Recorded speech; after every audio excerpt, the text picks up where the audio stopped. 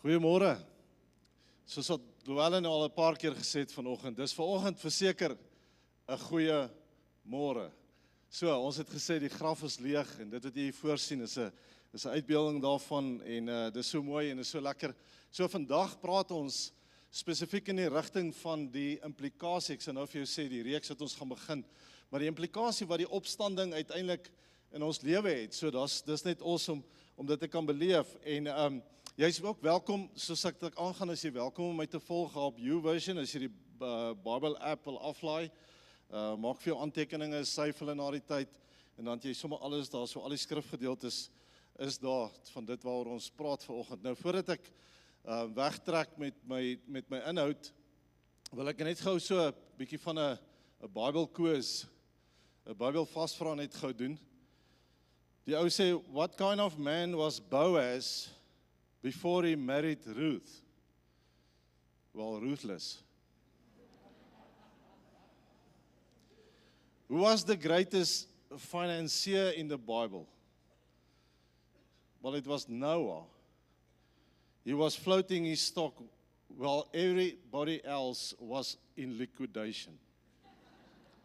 Nou weet julle ook. Who was the greatest female financier in the Bible? Well, it was Pharaoh's daughter. She went down to the bank of the Nile and drew out a little profit. Jy moet nie Bybel ken as jy hierdie goed wil vang, okay? Jy moet dit net sê. En dan vir my die beste ene, wie die eerste motorfietsse verkoop in die Bybel?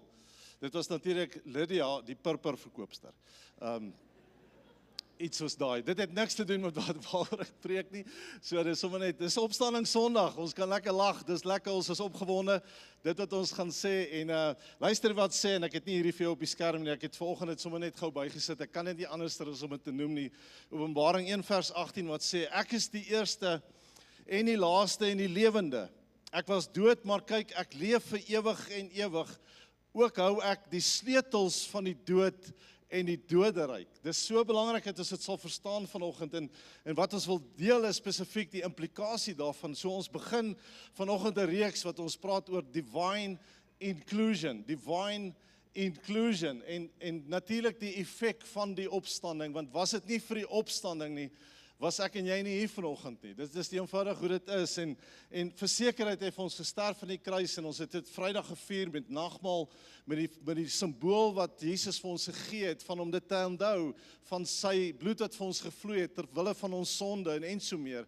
Maar vandag opstanding Sondag het dit 'n realiteit in elkeen van ons se lewe geword. So dit sluit onder andere as jy dink aan die daar's 'n paar bewyse en ek wil nie noodwendig daarby stil staan nie, maar dit is miskien net belangrik dat ons sê daar's 'n klomp bewyse wat ons natuurlik kyk na die bewyse van die opstanding van Jesus Christus en een daarvan onder andere noem Paulus daar in 1 Korintiërs 15 waar dit sluit in die gedagte waar hy sê Jesus het natuurlik nie nou net aan die disippels verskyn of aan Maria en die ouens daar wat saam met hom was nie.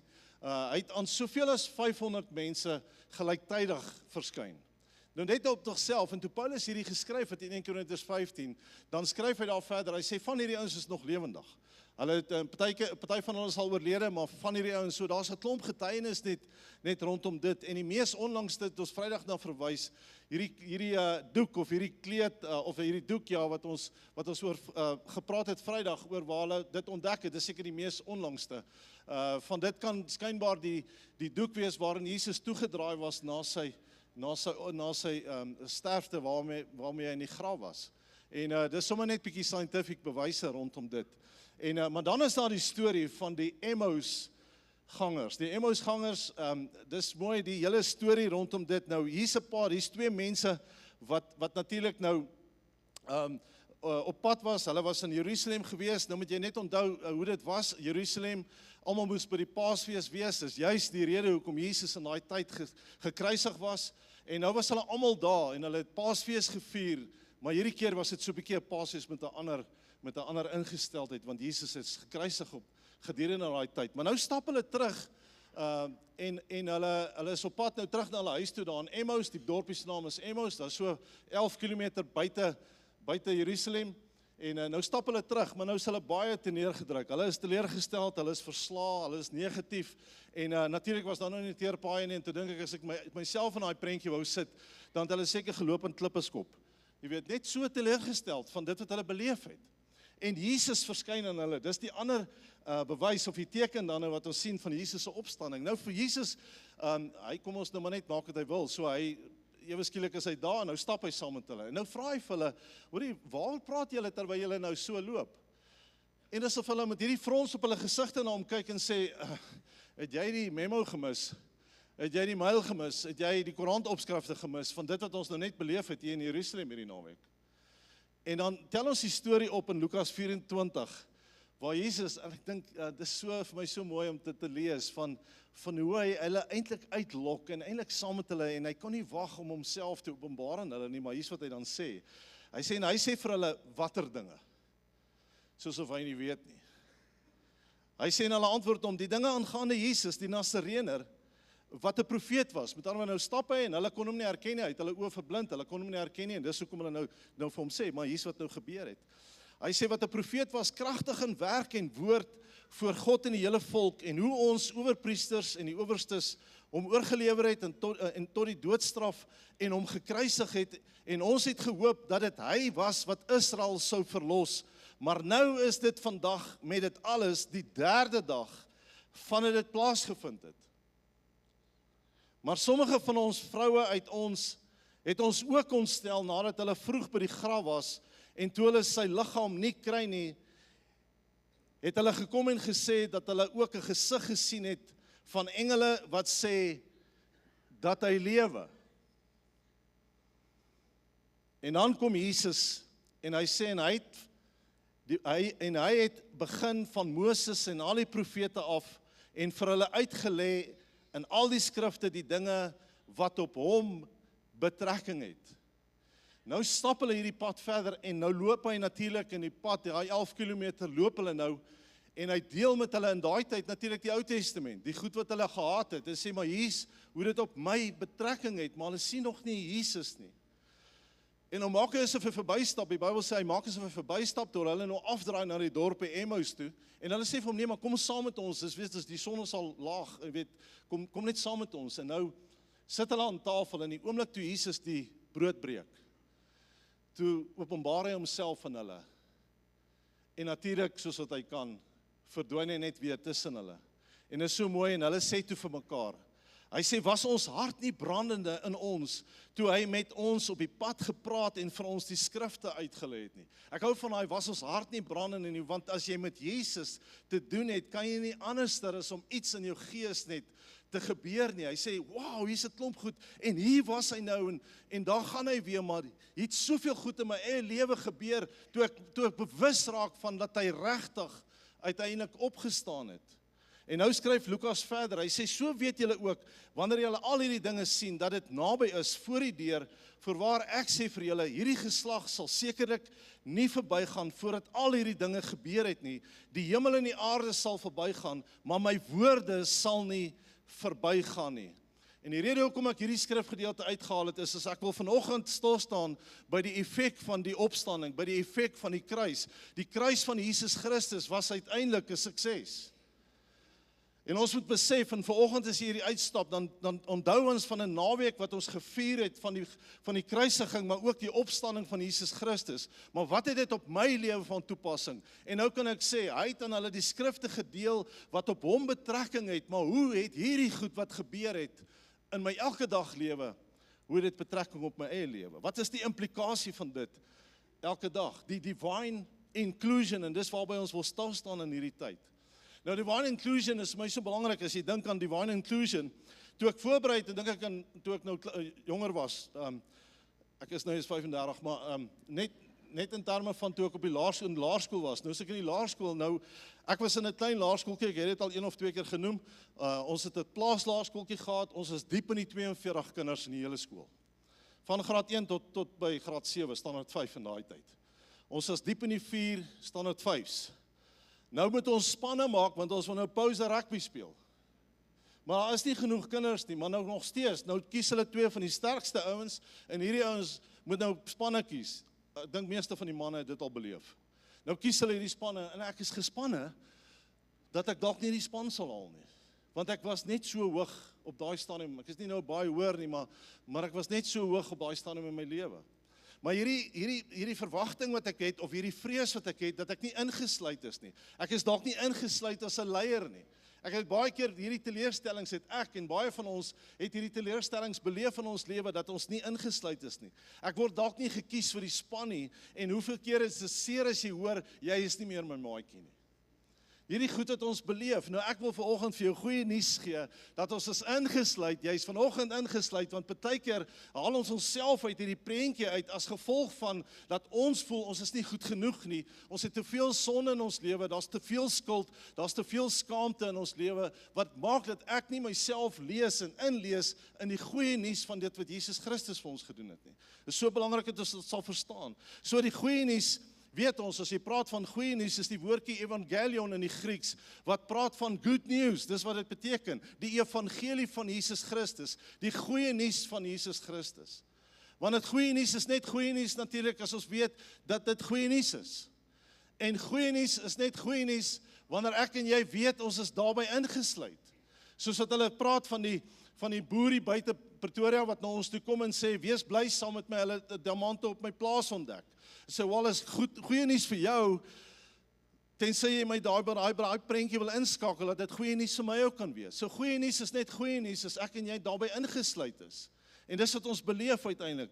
En die goeie nuus is wat ons praat van goeie nuus, dan sê ons, maar dis wat Christus vir ons uiteindelik in die kruis kom doen het. Die feit dat hy opgestaan het, en die implikasie van dit is goeie nuus oor my lewe.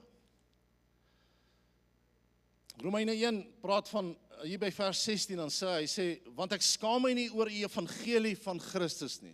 Ek skaam my nie oor die goeie nuus van Christus nie.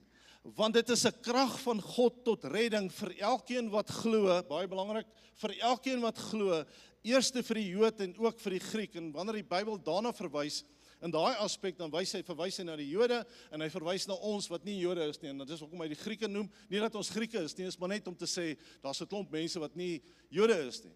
Nou sluit hy ons in, want die hele Ou Testament het gaan met God se verhouding met Israel, met die Jode. Maar in die Nuwe Testament het dit verander. Die Bybel sê die skeidsmuur wat skeiding gebring het tussen ons en God, die feit dat ons nie Jode was nie, is nou afgebreek, en ek is nou net so deel daarvan as enigiets anders. Vers 17 sê, want die geregtigheid van God word daarin geopenbaar, uit geloof tot geloof, soos geskrywe is, maar die regverdige sal deur die geloof lewe. Hier's wat jy moet verstaan, want die geregtigheid van God word openbaar in die goeie nuus van Jesus Christus. Nou net so 'n bietjie terug, wat beteken die goeie nuus? Wat beteken die woordjie geregtigheid net weer? Nou geregtigheid is 'n regsterm. Dit praat van ek kom as gevolg van dit wat Adam en Eva gedoen het, en ons almal daarbey ingesluit is as gevolg van die sonde wat hulle gedoen het. Soos ons altyd sê, ek is nie 'n sondaar omdat ek sonde doen nie, ek is 'n sondaar omdat ek uit Adam uit is. Maar dit het verander, en ek gaan nou weer vir jou wys hoe dit verander. So die woordjie geregtigheid, hy sê die geregtigheid, dit bring my weer in die regte verhouding met God, dit wat Adam en Eva verloor het. So die geregtigheid van God, hierdie feit dat ek nou weer in hierdie persoonlike verhouding met God kan staan, word in die goeie nuus van die evangelie, word dit uiteindelik openbaar.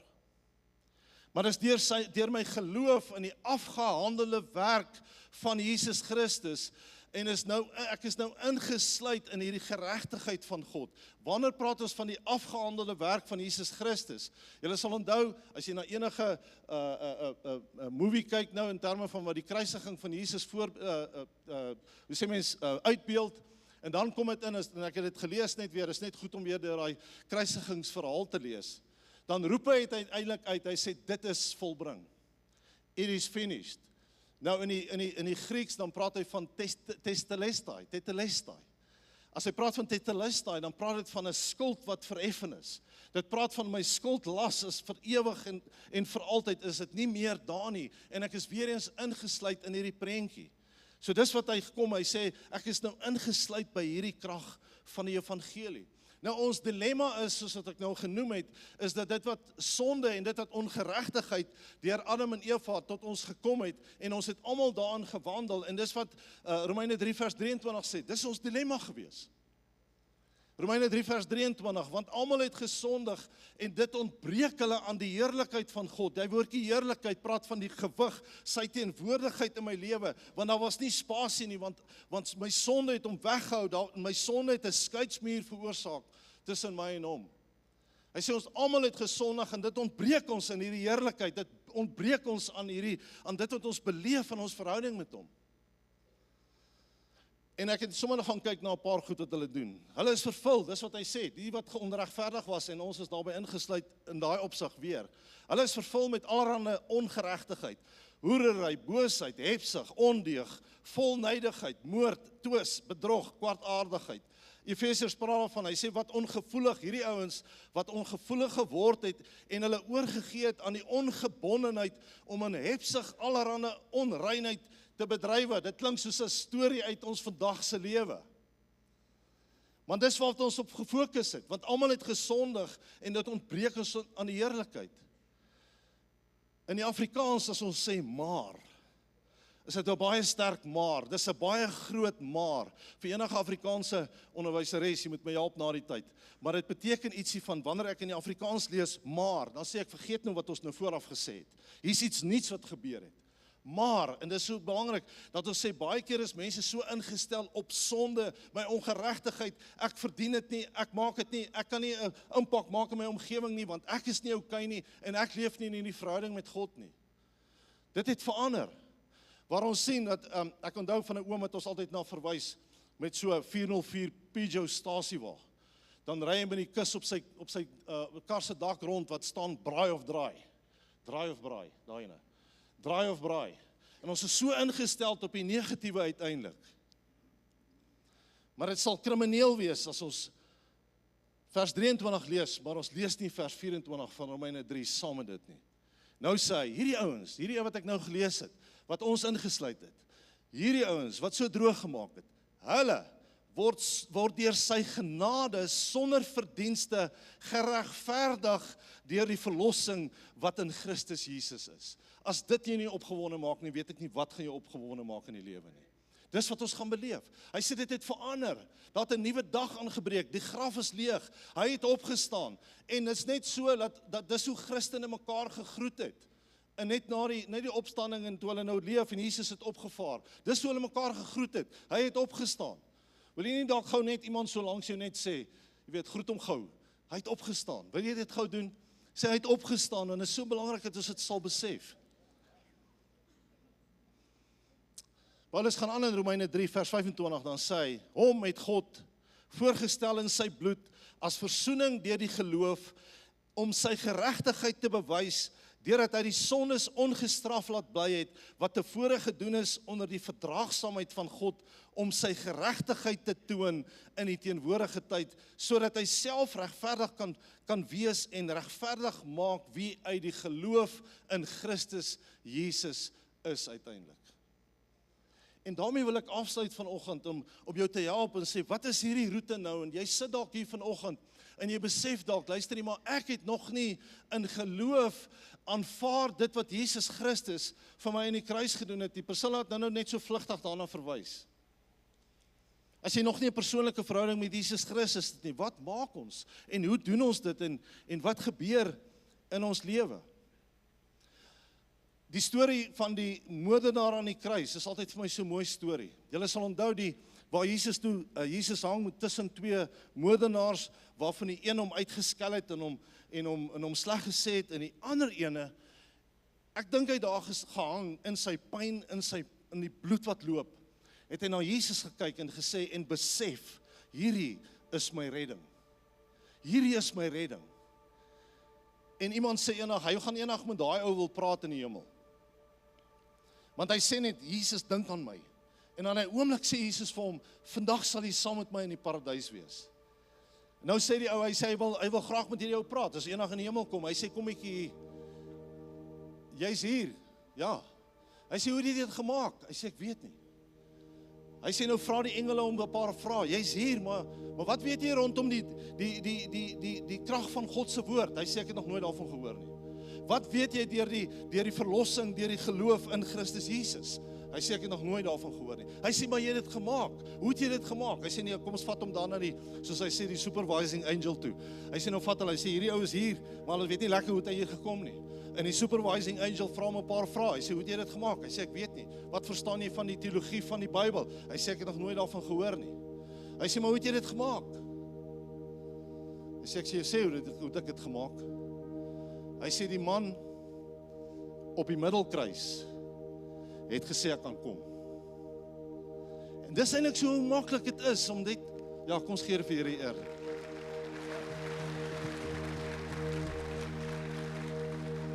Die man op die middelkruis het gesê ek kan kom. In Romeine 10, dan gee hy ons daai riglyn. Kom Paulus, hy skryf, hy sê, maar wat sê dit? Naby jou is die woord, in jou mond en in jou hart. Dit is die woord van die geloof wat ons verkondig. As jy met jou mond die Here Jesus bely en met jou hart glo dat God hom uit die dode opgewek het, sal jy gered word. Want met die hart glo ons tot geregtigheid en met my mond bely ek tot redding. Want elkeen wat die naam van die Here aanroep, sal gered word. Wil jy nie saam met my staan?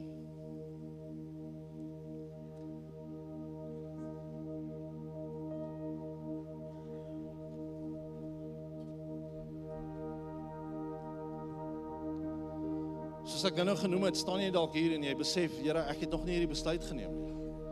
Ek het nog nie by 'n plek gekom waar ek, wat ook al swaar woord wat jy gebruik al voor bekering, wedergeboorte, wat ook al dit is in verhouding met God, maar ek het nog nooit in geloof aanvaar en dit bely en my hart geglo en my mond bely dat hy my redder is nie. As jy vanoggend hier staan met dit in jou hart en jy weet, jy sê Benny, ek het nog nie, wil ek jou vanoggend die geleentheid gee. En hoekom ek dit doen vanoggend, wil ek ook vir jou wat dit weer al gedoen het, wat hier staan met 'n persoonlike verhouding met Jesus Christus. Dis hoe eenvoudig dit is om vir iemand die evangelie te deel. Dis hoe eenvoudig dit is om vir iemand te sê, bid net saam met my. So as daar mense is wat net sê, Benny, ek wil ek nie laat verbygaan, voordat ek nie Jesus Christus aangeneem het. Jy wil nie net gou jou hand opsteek nie, dis al wat ek gaan doen. Ek wil net 'n erkenning, sê Here, so hierdie hele naweek het ons al daarop gefokus, om net te sê ek wil Jesus Christus aanneem. En ek het vir jou op die bord,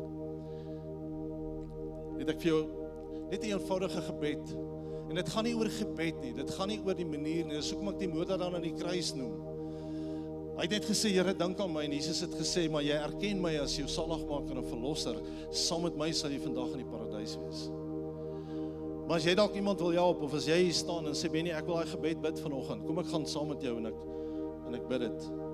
So Here Jesus, ek weet dat ek 'n sondaar is, en ek vra om U vergifnis. Ek glo dat Jesus Christus die Seun van God is, dat hy vir my sondes aan die kruis gesterf het, en op die 3de dag opgestaan het. Ek bely U as my persoonlike Here en verlosser.